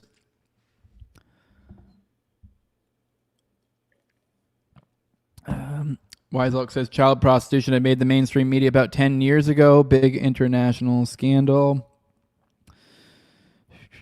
Uncle Ted says we should make a code for Jay so Jose channel doesn't get burdened for the live chat. Something crazy and totally random. Only this chat knows what it means. Yeah. I'm sure I get algo deboosted for you guys going hard in the J's in the chat, but whatever. It is what it is. You know, we'll keep trudging through. Heart attack gun, says David Moore. Yeah, a lot of these people are dropping from heart attacks. It does start to make you think, what the fuck is going on here? Someone saying Radix videos have gotten so much better, and she's fully pilled. I don't know the KN. Oh, on the Care Bear estate. Yeah, she's always been fully pilled. I think she's just getting more and more irritated with the current situation. Radix is great. Definitely have to get her on here some of the times. Gerald says JPM is a primary dealer for the Federal Reserve, Jose. They're as big as it gets. One of the heads of the Hydra. Bobo says Jamie Dimon, a.k.a. Jamie Demon, works at JP Morgan and hate anything that creates a parallel economy to the U.S. Federal Reserve. Note. Let me see what else we got here. John Black saying JPM is cleaning people like they're the chosen gnomes. Is this all Libor stuff to also, says Uncle Ted? I don't know. I never really got too much into the Libor stuff. That'd be a question for Austin. Perhaps, I know that would be interesting to ask him if some of those financial things tie into each other. Real John Doe, 60-foot fall won't hurt you. It's a sudden stop that will. Yeah. Let me see. Gerald saying, I'm starting to see Jose is too handsome for the stream. It's creating bandwidth issues. Yeah, it can't contain my handsomeness. It's a bad hairnet because you don't have your investments with JP Morgan Chase and are therefore poor, Jose. Yes, that is 100% what it is. Justin says JP Morgan was the lender of last resort to the U.S. government. He was the Fed before the Fed existed. Good morning, Base Kothar. Good to see you in here. Good to see you join the chat. This is all LIBOR scandal years, says Uncle Ted. Yeah, that actually checks out. I'm pretty sure that makes sense. That would be during the LIBOR scandals years. So maybe these are further tendrils of all of this stuff playing out. Some of the weirdness.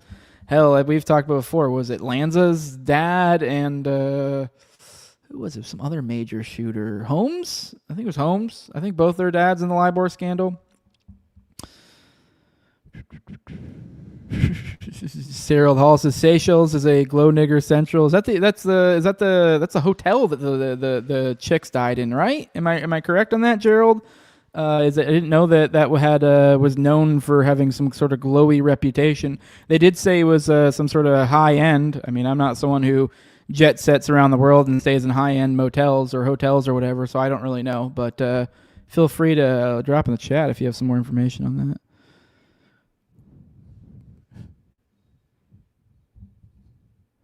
Never Gooners a night, says John Black. Yes. Keep your chastity, boys. Stay away from the ladies and the boys. Keep it to yourself. Stop touching your peener. Uncle Ted says, on top of LIBOR in May 2015, JP Morgan and 4 other major banks pled guilty to criminal charges of manipulating the FX market and agreed to pay more than $5 billion in penalties. Yeah, I'm sure these weird deaths and this odd child trafficking connected into it. And I'm sure that article we covered the other day about the shadow legal system of Israeli organized crime, I'm sure none of these things have anything to do with each other whatsoever. Yeah.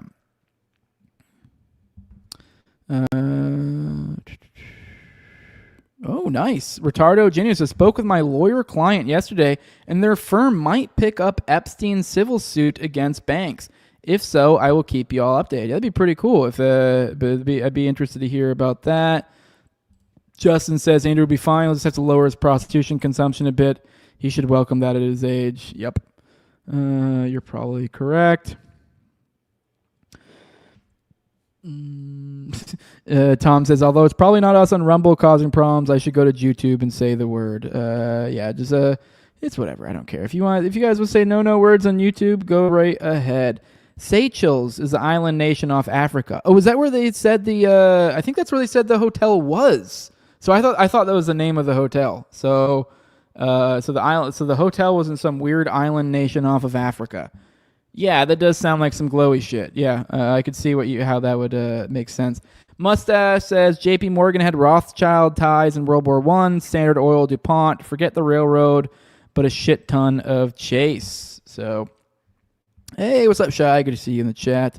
Good to see you. Gerald Hall says, Les Wexner put Jamie Dimon into JP Morgan through Sandy Wills and Citigroup. Read Whitney Webb's pieces. Yeah, I've read Whitney Webb's shit, okay? I read both of her, the 2 volumes of, whatever the fuck it's called, Nation Against Black, Nation Under Blackmail. There you go. And they're great stuff. I've forgotten most of the stuff in it, but I've read both of them. So I don't read her articles regularly, though. I should probably try to read more of them. I try to, but they're pretty lengthy, so I just don't, they're not something I could, cover on this show most of the time. They're usually, way too fucking long, so...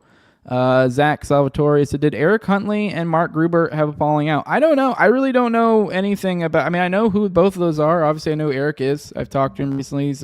He's been going diving a little bit into OKC stuff. And I've actually... I remember I watched their content in the past. I think it was when I was doing the Lisa P's RFK series. so that way I could dig into like RFK stuff and like I don't know. I don't really know anything about Mark particularly. I mean, he was okay. I mean, he was kind of an animated fella. I don't know. So I have no idea if they had a falling out, and I have nothing against either of them. Eric seems cool, but yeah, I don't know. Retardo says that same firm, he's the guy who was telling us about the Epstein civil suits, possibly. So that same firm just won a landmark prosecution against a banking system for a genocide in Africa. It all went down in the Southern District of New York. That's pretty interesting. So that could, I don't know, something could come of that. Uncle Ted, it's all fake and gay. All right, guys, let's get into some foreign policy to start off with. One second, I gotta rearrange my things real quick. I put them in the wrong order. Crap, where did I mean to put that one? All right, let's start here. What the fuck? Okay, yeah, sorry. These are all jumbled out of order, not the order I want them to be in. We'll start here. Hamas hands over another Israeli body as IDF continues to launch attacks in Gaza. So Hamas on Tuesday handed over another body of a deceased Israeli soldier in the Red Cross, was transferred the remains to Israel as the IDF continues to launch attacks in Gaza despite the ceasefire deal. The body was confirmed to be Itay Shai, an IDF soldier with Israeli and U.S. citizenship who was killed when his tank unit was attacked on October 7th. The Israeli government initially tried to blow up the ceasefire deal after Hamas didn't release all the remains at once, but before the agreement was signed, it was clear it would take time to find all the bodies, and the deal included a mechanism to retrieve them. I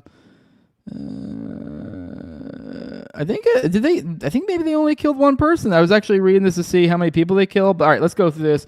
Israeli officials have previously said that there's a chance not all the hostage bodies will be recovered, but Israel's Channel 12 reported on Tuesday that military officials believe that all of them can be returned through strenuous work and cooperation with Hamas and other parties. Israel has handed over 15 Palestinian bodies for each Israeli body that has been recovered. While Hamas has continued to work to recover the Israeli bodies, the IDF has continued its attacks in Gaza. According to Al Jazeera, at least 2 Palestinians were killed on Tuesday, and one who was shot by an Israeli quadcopter drone in eastern Gaza City, and another who was killed by Israeli army fire in Jabalia, northern Gaza. Okay, so we get 2 Tuesday. So I still feel bizarre about this lately, but it still feels better, I guess, than the constant, like, 123 died in the past 24 hours. Now we're getting this. I think we had, a couple days ago, it was like 3. Yesterday, I think it was, wasn't it like 1 yesterday? Maybe I'm mixing up the numbers. Now we're at 2. So, I mean, it's still murder, still bad, but holy shit, once again, single digits. Still don't know what to make of this. A little queasy, feels weird. There's other reasons to be concerned, like we talked a little bit about this last night on Already Dead. Some reasons to be concerned here, but somehow it's holding, somewhat. So.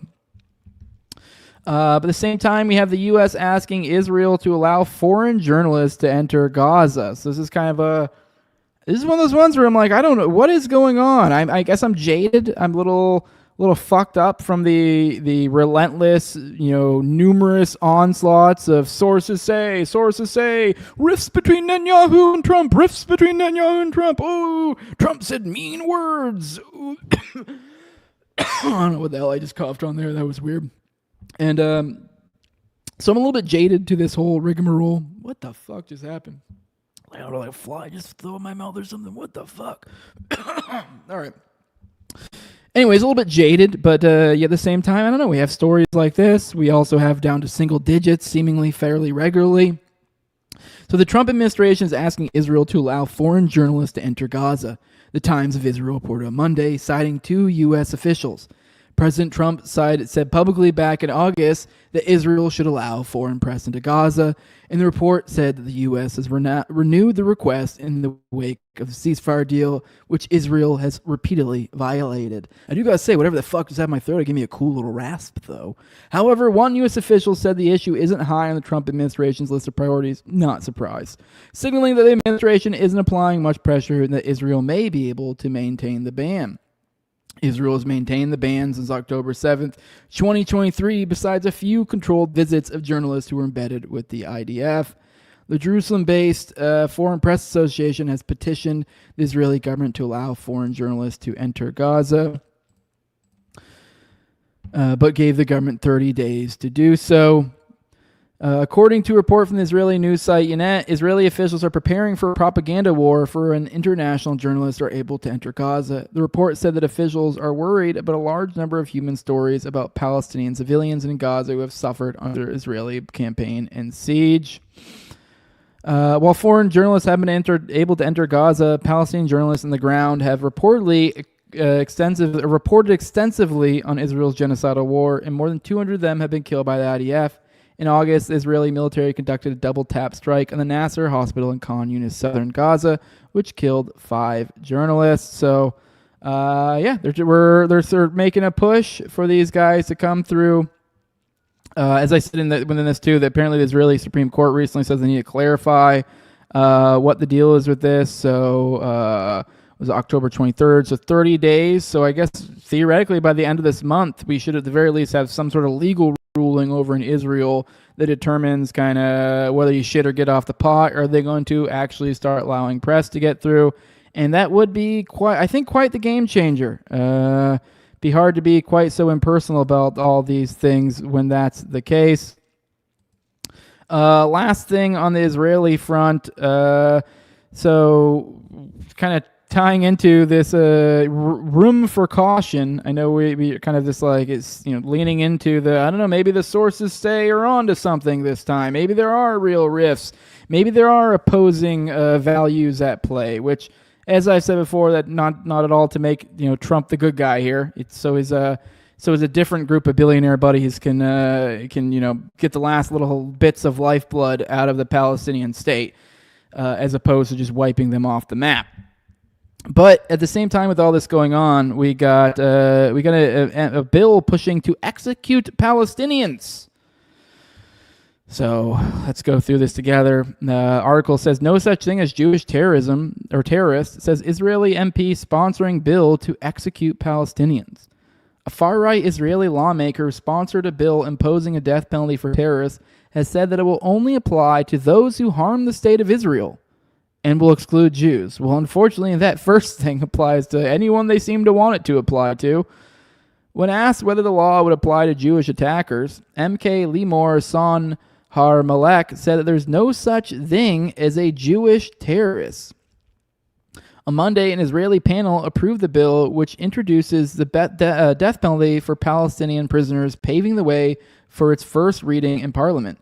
The proposal, tabled by National Security Minister Itamar Ben-Gvir's far-right Jewish Power Party, would allow Israeli courts to impose the death penalty on Palestinians convicted of killing Israelis on nationalistic grounds.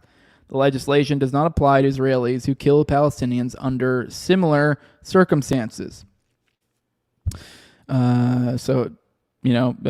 Clearly a two-tier justice system. Literally, this only applies to Palestinians. Defending the bill, Har Malek insisted that it's very clear and unequivocal. There's a simple truth. A dead terrorist is a terrorist who won't return to the cycle of terror. Knesset member further accused ex-Israeli army legal chief Yefet Tomer Yerushalmi, I'm getting better at that, who is currently under investigation for leaking footage apparently showing Israeli soldiers raping a Palestinian detainee, of lying and deceiving the Knesset's Foreign Affairs and Defense Committee. Said she wanted to show the world and the public their soldiers are rapists and immoral, and that's what she did. Despite 5 soldiers facing indictments for severe abuse in an ongoing trial into the attack, Har Malek insists that Tomer Yerushalmi framed the soldiers of Unit 100. The footage shows none of the violence she accused them of. Har Malek previously praised an Israeli convicted of murdering 3 members of a Palestinian family in 2015 as a truly holy man and called for his release. I will say, too, I guess not that I want to give these people any sort of level of, steel man, but I do want $7,000. So I do have to point out the video that gets thrown around here. She says and that's the one everyone gets all crazy. I still don't see what the fuck. I see a guy getting pulled out of the group. I see a guy, this weird little wall of shields of the police people. And I see clearly someone getting some form of abuse behind the shield. I really can't make out what's happening there. So for the purposes of that video and people leaning into that video, I don't think that really proves anything personally, unless maybe they blurred out something, unless there's like a non-blurred out version and you can like clearly see someone's peener or something crazy like that.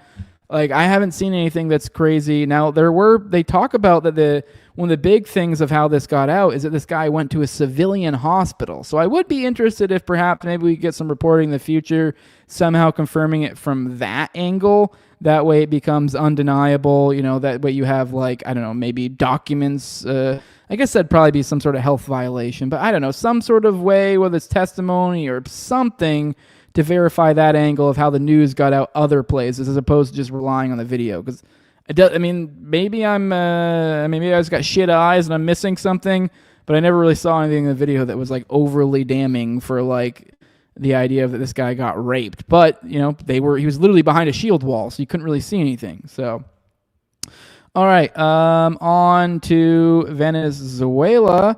We have more murder. Let's see, is this one going to be blurred out all weird like the other ones? Let's find out. Let's watch this one together. And yes, audio's out as it is with all of these before anyone says anything. So let's go and watch it. Let's watch murder.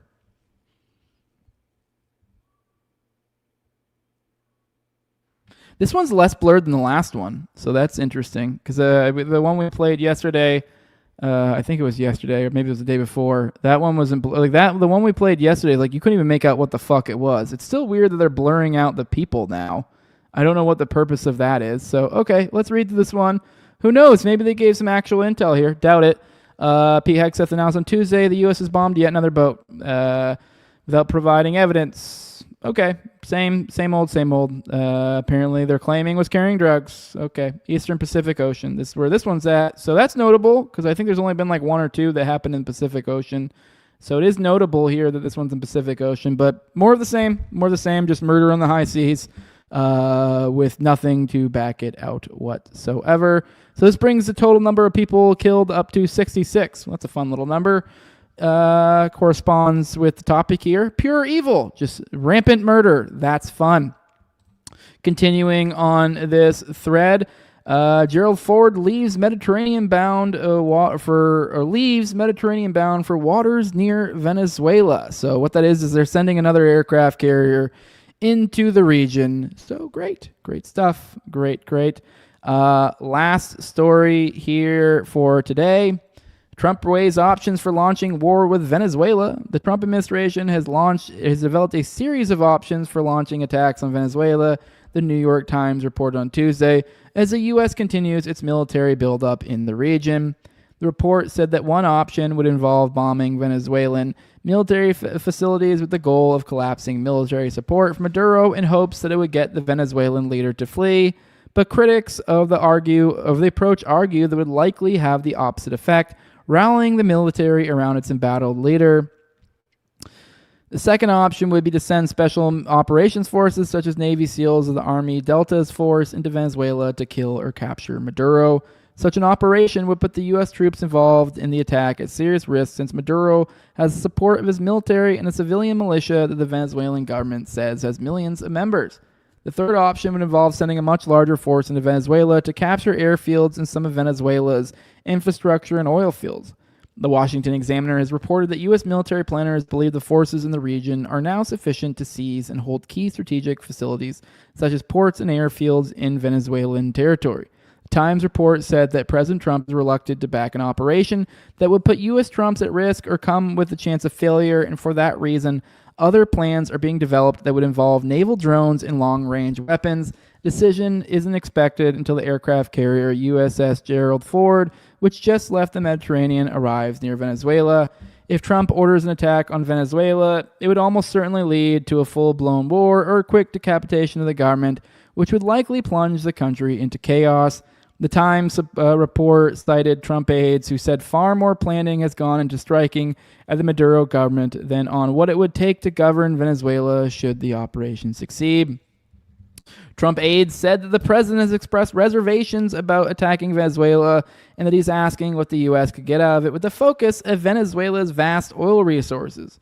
The push to launch a war in Venezuela is being led by Secretary of State Marco Rubio, who also serves as Trump's national security advisor, and Stephen Miller, the president's chief domestic policy advisor. Now, I do want to make note that I do find it particularly interesting, some of the hedging that's being done here.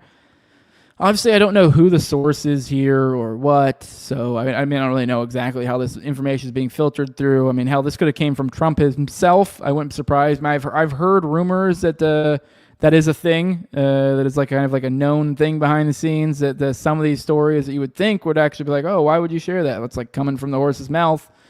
I wouldn't be surprised if this is one of those similar cases where they're floating out like, hey, we're doing this, but with this like, but we might because we're concerned. And so, you kind of put your feelers out there, I think. I don't think everything's like predetermined. I do think the establishment does want this to happen, but I wouldn't be surprised if there's some component of like, you hedge it, you kind of feel out. So hopefully we continue to keep a resolute, no, this is stupid, this is dumb, this is fake and gay. And hopefully maybe, they'll be responsive to that. So, but I don't know. We'll see. Let's roll through the chat. I don't know. I'm debating. There's a couple of little minor things I thought about adding into that I think would be fun that we could go into. But let's roll through the chat, see what you guys got to say. Maybe we'll go a little bit more into some other stuff. So let's see what you guys got to say.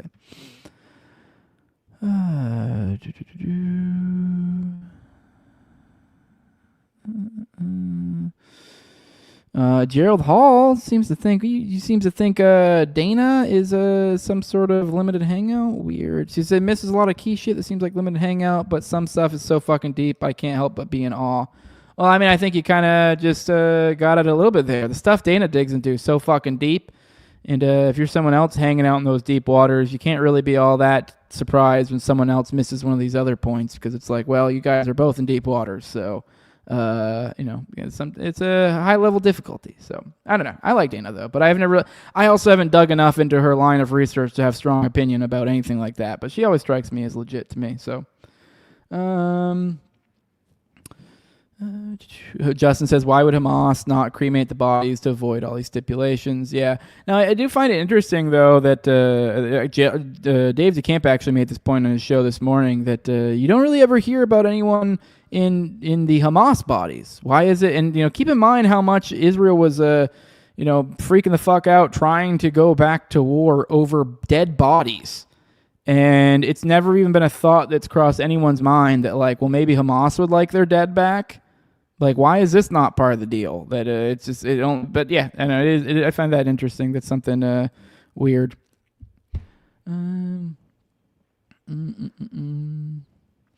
Gerald Hall says, I love the morning dump, and they have a right to defend themselves. Yeah, hit that like button or out, says Bobo. Yes, please do.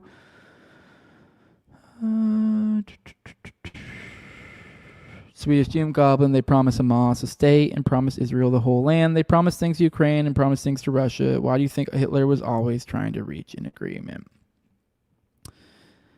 Justin Valentine says, I think Menachem Begin and Yitzhak Shamir prove there's no such thing as a Jewish terrorist, even if they describe themselves as such. Yeah, that is wild that there was literally a statement in that piece of, oh yeah, there's no such thing as a Jewish terrorist.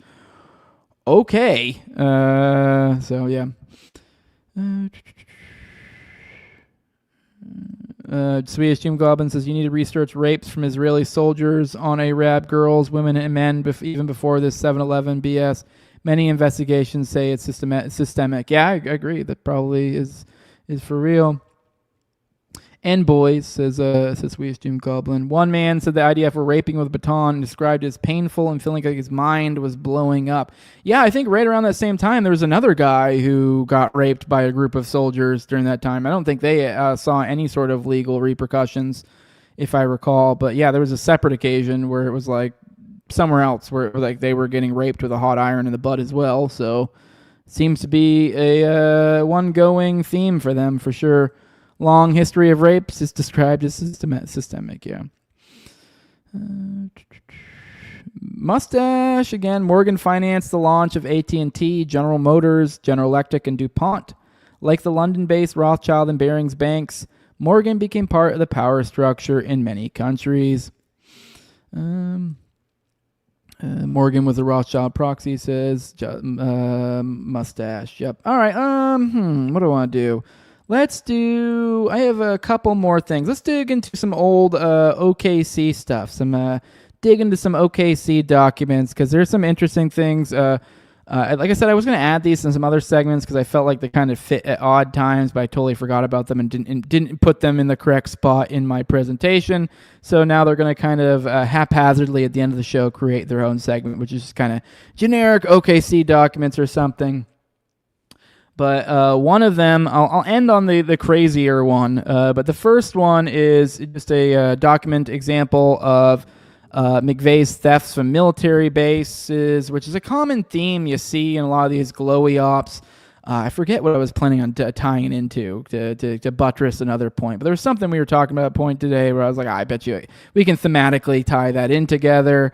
But here's Real Aberration at Bird Wendy 2, Wendy Painting, the author of Aberration in the Heartland of Land of the Real Lives of Timothy McVeigh, or The Secret Lives of Timothy McVeigh, my bad. Great book, my favorite Oklahoma City bombing book. I like the Oklahoma City one by Roger Charles as well, but I like this one better. A little more my style, a little more spooky. But in that, she's been recently, I've been noticing she's been doing a little bit more into the research again, posting that stuff online, so might start entering a little bit more into the morning dump. I know she had some stuff going on a while back, so took a little bit of a break, but looks like she might be back into it. I haven't talked to her about it, so I don't really know for certain, but I've seen a number of different documents and stuff being shared about. So first example, right here, one of a handful of examples I've come across post-aberration, many in the last years pertaining to McVeigh's theft from military bases during Operation Punch-Out, investigating the same, and not too long after, PatCon also at times investigating the same. So keep in mind, both of these operations were started on investigating thefts from military bases. They were like an integral part of these operations. And then we have McVeigh, who is very much into this. It's also a common theme we see that these military, like, for example, I've talked about, it's currently behind the paywall, the Leonard Lake Charles Nigg episode. Charles Nigg was stealing automatic weapons from his military base that he was stationed at. So this is a common thing we see in dubious characters. In intelligence operations. I also think it's interesting. I want to draw the parallel here between MK Ultra and because MK Ultra, the lore there is that like, was it the Koreans? I think it was either the Koreans or the Vietnamese. I think it was the Koreans during the Korean War. The claim was that like, they're doing crazy, brainwashing shit to our people over there, and they're telling lies over there, and it just so happened those lies were claims of war crimes. Like, they've brainwashed our fine boys over there who obviously weren't committing war crimes into saying they were committing war crimes. Clearly, they're doing some sort of brainwashing over there. You know what we need to do? We need to investigate brainwashing, and that way we can, shield ourselves from that from other nations. Like, if other nations are going to be doing this, then we need to be doing this. And then MK Ultra took off. So it is interesting that it's this like fun little dialectical game that gets played out over and over and over again. So we see, thefts from military bases, and then these operations springing out of them, commonly kind of being, given to the publicly facing, saying, oh yeah, it's because these military thefts or whatever. But anyways, here's a 302 from FBI. It's from 7/21, from July 21st, 1995. Charles LNU, Kansas City, Kansas. Herbert Hackenberg, St. Louis, Missouri. And then this is in Williamson, Ohio. And Timothy McVeigh, Niagara Falls, New York. On July 11th, 1995, redacted advised that 1727 McKenna Street, Niagara Falls, New York, redacted, Timothy McVeigh. Redacted, McVeigh, while at Fort Riley, Kansas, was I don't know what the hell that says, something of an Army specialist, something friend, I think it's what it's saying, I don't know, civil friend maybe? I can't read it. Something friend of an Army specialist assigned to armory duties. Redacted, McVeigh was known to have stolen at different times various parts of M16 rifles and Claymore mines. McVeigh packaged these parts and on occasion had redacted to Federal Express located on post as wall of a Federal Express off post where they were mailed. Redacted, McVeigh had carried out the same activities while assigned to Fort Benning, Georgia. So he's doing this in Georgia.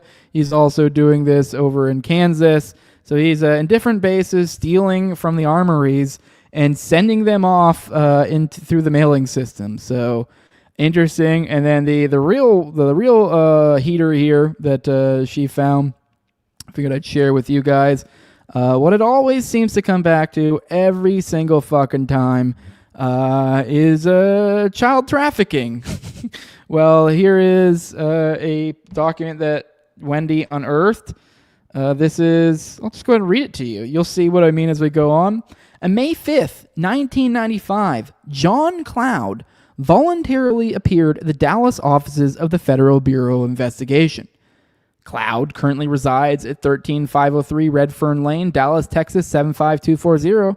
Telephone 214-918-0012. He was interviewed by R. James Ackers, who had previously identified himself as a special agent of the FBI. Cloud had previously advised that he is president of the Dallas chapter of Victims of Child Abuse Laws, VOCAL.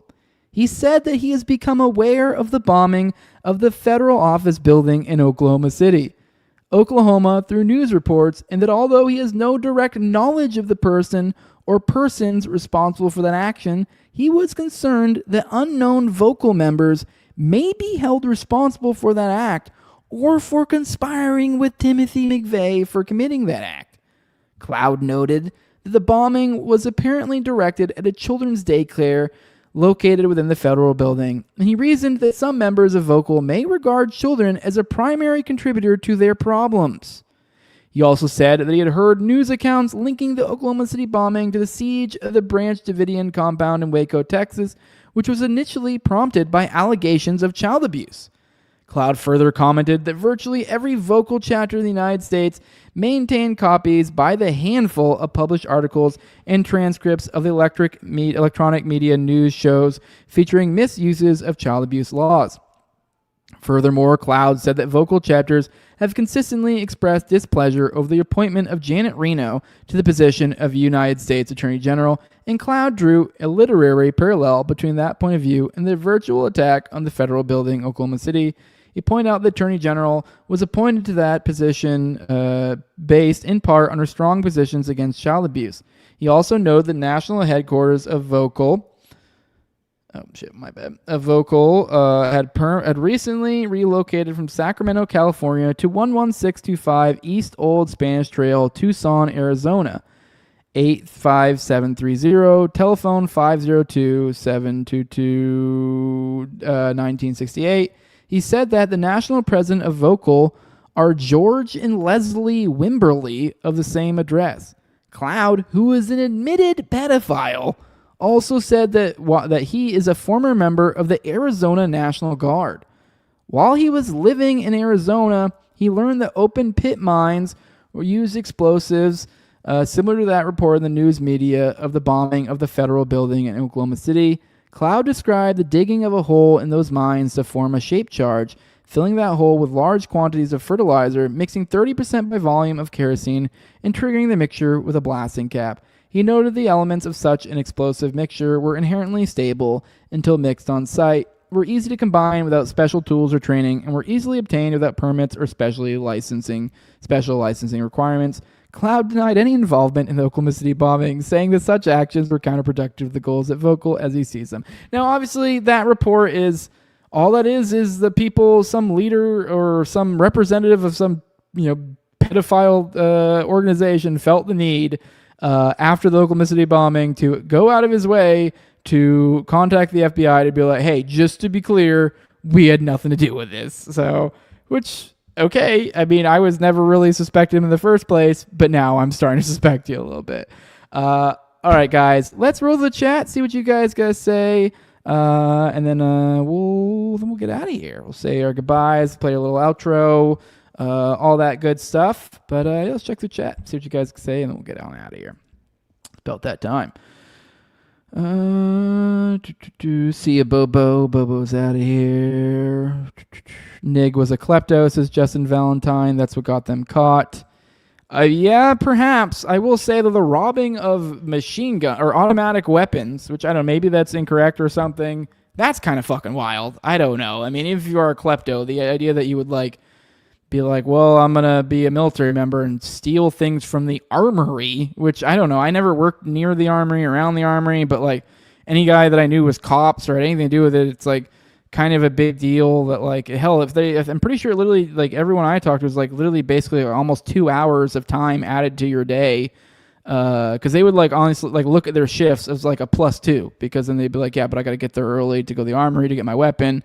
I got to drop off my weapons to the lines, the whole process, everything. I mean, maybe that's just a modern day thing, but the idea of people even stealing those is kind of wild to me from my limited understanding of it. So I don't know. It goes a little bit beyond klepto to me, but I don't know. I don't claim at all to be an expert on that at all. So, but interesting. Bug Fights is maybe I'm retarded and it is pronounced Nig, which I know. I know that the name is probably. I've heard some people say it's Ing. I think according to Asian rules, when you have the NG there, I think the G sometimes can be silent, saying an But I just didn't want to say Charles or Charles Nig. It just feels dumb, so I just say Nig, which is funner to say anyways. So. Yeah, Lake got caught after Nig stole a $75 vice from a lumber store. Yes, you are correct. That is what did them in, is the vice there at the end, which was pretty fucking dumb. But whatever. But now the armory thing is a little bit hard for me to be like, yeah, that's just some klepto shit. That's some wild klepto stuff. Good morning, WC Cole. I know it's a little bit past morning now, but Tom33, it's definitely not Nig. It's more like Ing, but I prefer Nig myself, so whatever. All right, guys. Let me see. I guess that's it for today. That's all. I appreciate you guys joining us. We had a good time today. I'm sorry about the issues with the audio.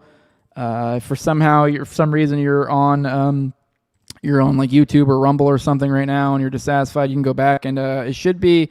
I'll wait to make sure I get the local copy, so you get a nice audio version. So it should be for the audio podcatchers. You should have a good version for this.